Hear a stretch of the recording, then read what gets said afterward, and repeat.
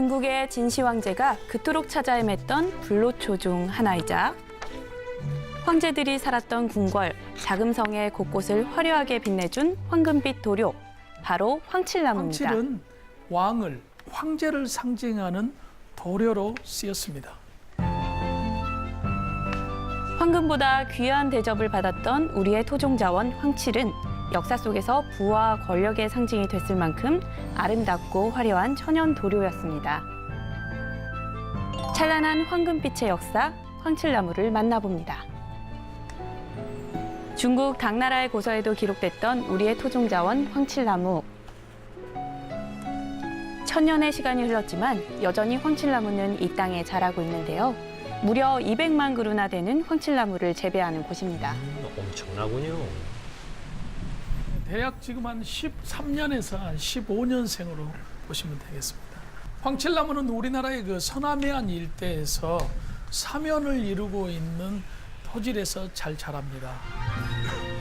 황칠나무는 두릅나무과에 속하는 난대성 식물인데요. 잎 모양은 세 갈래에서 점점 자랄수록 하나로 모아진답니다. 전남 지역이 주산지인데요. 남쪽 지역에서 자라던 황칠나무가 널리 알려지게 된 이유, 바로 이 수액 때문입니다. 오칠보다 더 오래 간다는 이 황칠 수액은 귀한 만큼 구하기도 어렵다는데요. 네. 황칠나무 수액을 얻기 위해서 인위적으로 이렇게 상처를 내서 놔두게 되면은 약 한 10일에서 한 20일 사이에 황칠이 여기서 흘러나옵니다. 자기 몸을 치료하고자 하는 그런 목적에 의해서 자기에게 있는 수액을 내뿜어서 그것을 우리가 채취해서 아주 가장 귀한 도료로 사용하고 있는 것입니다. 오랜 시간을 기다려야 만날 수 있는 신비의 도료, 이 황칠의 우수성은 중국 고서에도 잘 나와 있습니다. 백제의 황칠을 갑옷에 발랐다는 내용인데요. 황칠을 바른 갑옷이 햇빛에 반사되면서 적들의 눈을 부시게 해 전쟁을 승리로 이끌기도 했답니다. 백제의 특산품이었던 황칠은 신라에서도 많이 쓰였는데요. 10년 전 경주에서 그 흔적이 발굴되기도 했죠. 아, 그래요. 예, 황칠나무 수액은 6월에서 9월에 채취합니다. 약 15년에서 20년 된 황칠나무 수액이 잘 나오는 나무에서 소주잔 한 잔 정도를 채취할 수 있습니다. 아, 네, 화려한 빛깔의 전통 공예품부터 뛰어난 광택과 보존력의 갑옷까지 이렇게 다양하게 활용했던 황칠은 시대의 흐름 속에서 차츰 자취를 감췄는데요. 귀한 대접받으며 사랑받았던 황칠나무는 왜 사라지게 된 걸까요?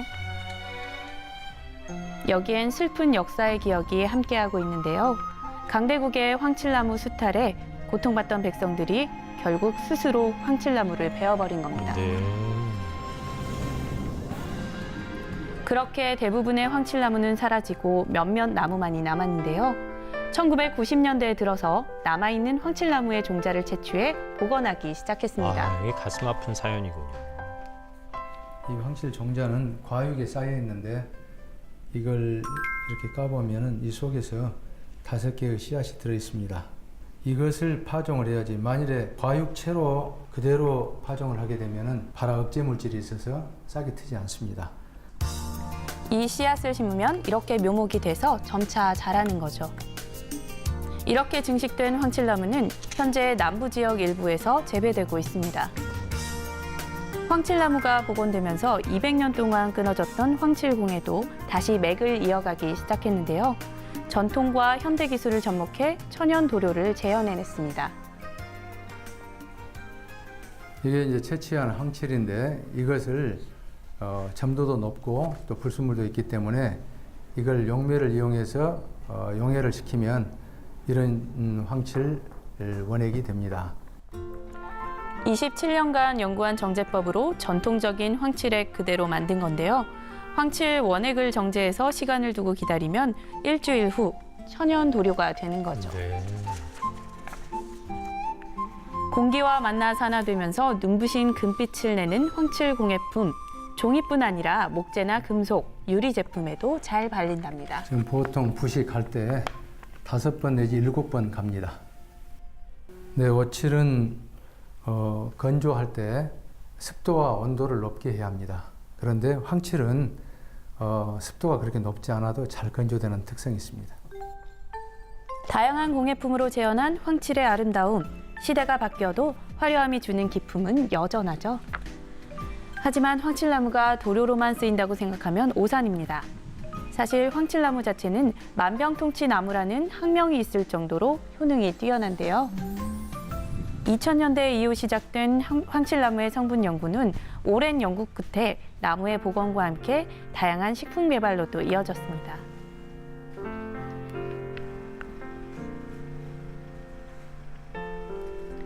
정부 역시 황칠나무에 주목하기 시작했는데요. 경제적, 산업적 가치가 높다는 판단에 따라 황칠나무의 뿌리, 잎, 줄기 등 다양한 효능을 연구하고 분석해 왔습니다. 황칠나무는 혈액순환 개선 효과가 뛰어나며 황칠나무에 있는 특유한 안식향은 심신을 안정시키는 효과를 가지고 있습니다. 그 결과 건강차부터 비누, 음료, 조미료까지 황칠나무는 다양한 제품으로 개발돼 사람들에게 주목받고 있습니다. 무궁무진한 효능을 가지고 있는 황칠나무. 이 나무의 가치에 주목하는 농가도 점차 많아지고 있는데요. 이곳은 경남 하동의 한 농가입니다. 다 자란 나무가 아닌 어린 묘목만 가득한데요. 한창 재배 중인가 했더니 이곳은 어린 잎만 활용한다고 합니다. 그래요. 이 상태에서 나무를 놔두게 되면 그냥 쭉 한 가지로 올라갑니다. 근데 여기서 나오는 이 부분, 수심이라고 얘기하는데 이걸 딱 끊어버리면 더 안 나오고 여기에서 이제 세 가지가 다시 나와서 넓게 많은 양의 순을 채취할 수 있는 재배 방법이죠. 한 가지가 3개, 4개 가지로 이제 분열이 되는 거죠.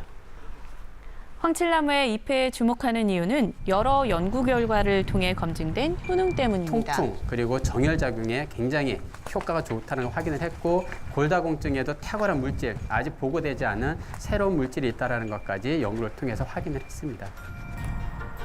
생잎에 함유된 성분이 파괴되지 않게 채취해 자연 건조를 시키는데요. 건조된 황칠나무 잎의 추출액으로 다양한 제품을 개발합니다. 잎 자체를 요리에 직접 넣어 먹어도 좋다고 하는데요. 이 황칠 잎줄기가 우리 지방질 있지 않습니까? 지방을 이제 분해하는 효과가 굉장히 탁월하고 식사할 때 음식 요리할 때 아주 깔끔한 맛이 나올 수 있습니다. 어떤 조미료보다도 감칠맛을 더해주는 황칠나무. 삼계탕에 넣어 먹으면 봄철 보양식으로도 딱이랍니다. 고기와 함께 쌈채소로 먹기도 한다는데요. 식용으로 가치가 높은 만큼 활용도도 다양합니다. 그냥 황칠 그 잎하고 줄기로서 만들어가지고든지 이 잡냄새가 전혀 없습니다. 그하고 깔끔하고 아주 담백해요.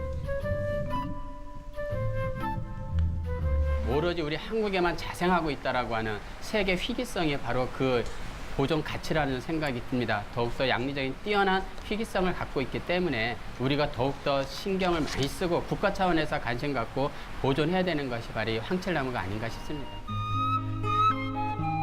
천년의 역사를 이어온 우리 땅의 보물 황칠나무. 앞으로도 찬란하게 빛날 소중한 자원으로 남아주길 바랍니다.